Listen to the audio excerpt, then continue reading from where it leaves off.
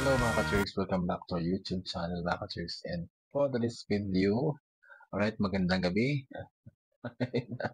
And for this video mga ka-Turks, another Alex sa mga ka-Turks ang ating i-reaction. At ito, yung kanyang performance sa final showdown mga ka-Turks. Ang huling El Bimbo mga ka-Turks, no, ng River Maya. Ang ganda. Grabe. Natutuwa ako mga ka-Turks, and what's this?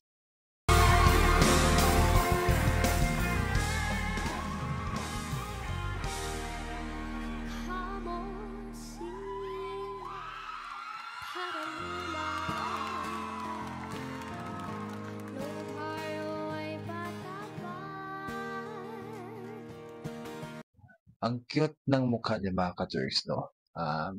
Even she is 9 years old mga ka-Turks. Ang sarap pisil-pisilin ba? No? Ang cute ng papikit-pikit style niya mga ka-Turks, alright? Then, ang ganda ng boses, so, pagpasok pa lang.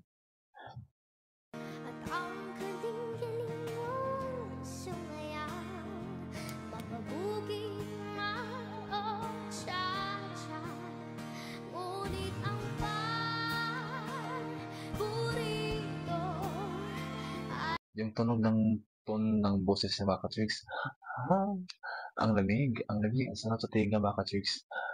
Ang smooth, alright, ng datingan, alright, no?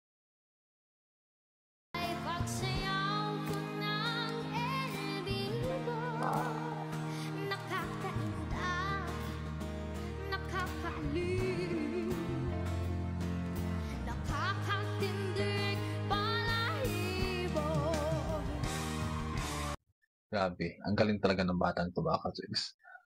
Pagpasok pa ng kanta, hanggang dito, no? Consistent talaga sa mga ka-Turks.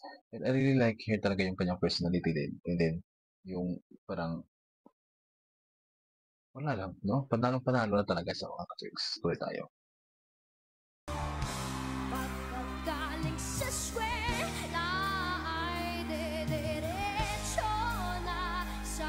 Pati yung kanyang stage projection mga ka-Turks, plakadong-plakado, alright? No? While nakaupo sa biglang tatayo. Ayan. Rock and roll, yaw.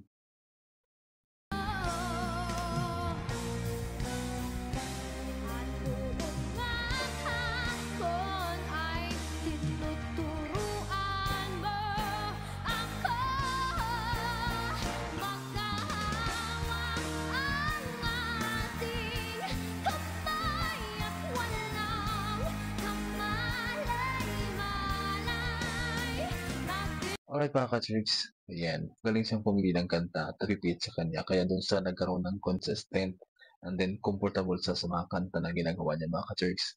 Alright, piniperform niya sa entablado. At yun yung gusto kong sabihin na kapag sumali ka ng isang contest, talagang stick ka lang doon sa kung anong pitch na nababagay sa iyo. Alright, so yun yung ginawa niya Alexa dito. Alright, ganda. Alright, tuloy tayo.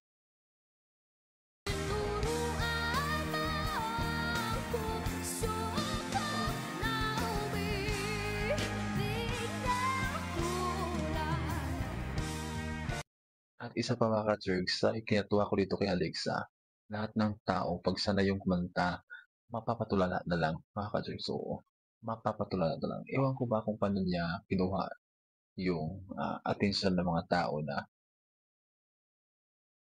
mapatili niya, no?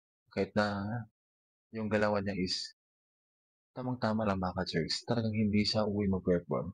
And then, the way siya mag-perform, nai-enjoy mo siyang panoorin. Talagang enjoy na enjoy ka talaga as in, alright, no? Talagang, ewan ko ba, no? Napaka-natural lang niyang gumalaw sa stage.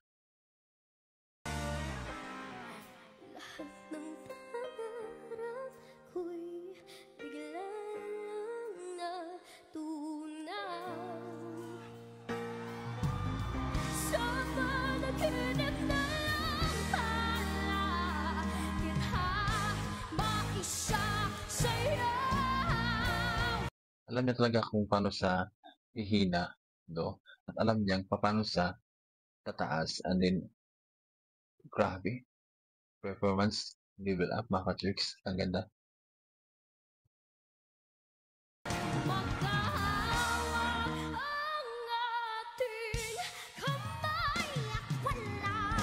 gigil factor, andun talaga lahat na, no, ng kanyang ginawa sa performance niya.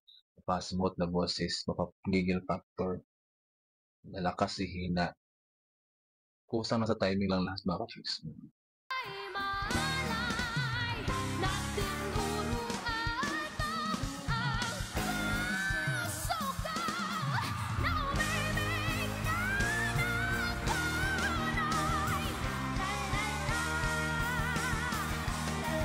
Dito mo makikita sa kanya yung kanyang determinasyon na manalo. Kasi nga, yung gigil ano na lahat eh, pinuhos na. Ayun, pinuhos. Ang ganda lang.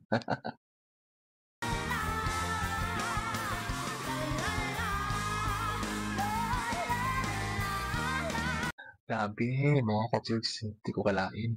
Niyanig, niyanig ang buong entablado ng Idol Kids Philippines. Talaga, sa totoo lang. Talagang niyanig. Grabe.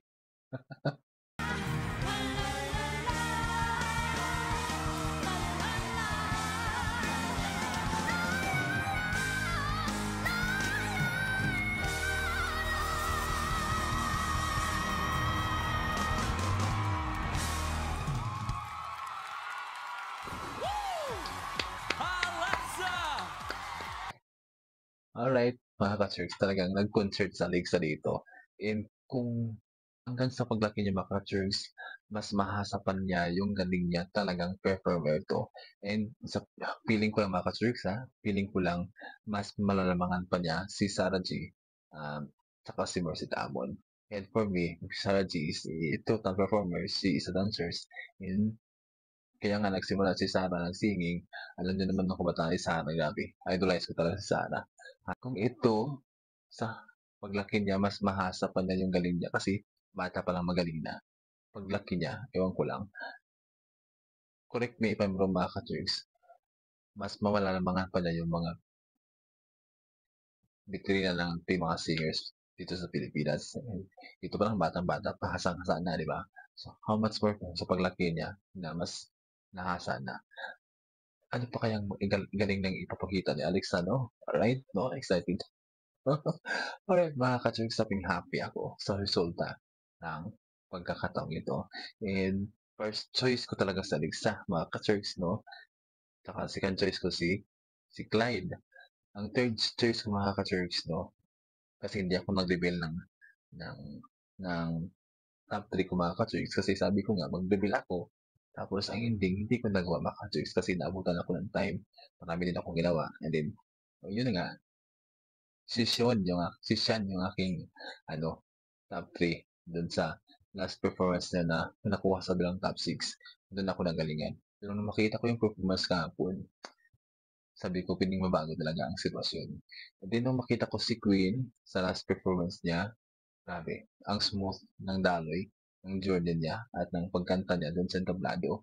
Ang galing din. Alright, so hindi na ako nagtaka kung makapasok sa top 3. For today's video, galing, galing talaga ni Alexa Macas and that's it. Huwag kalimutan mag-subscribe sa ating YouTube channel, Lumamix TV, like and share, post the button bell there to notify any uploaded videos. Bye-bye.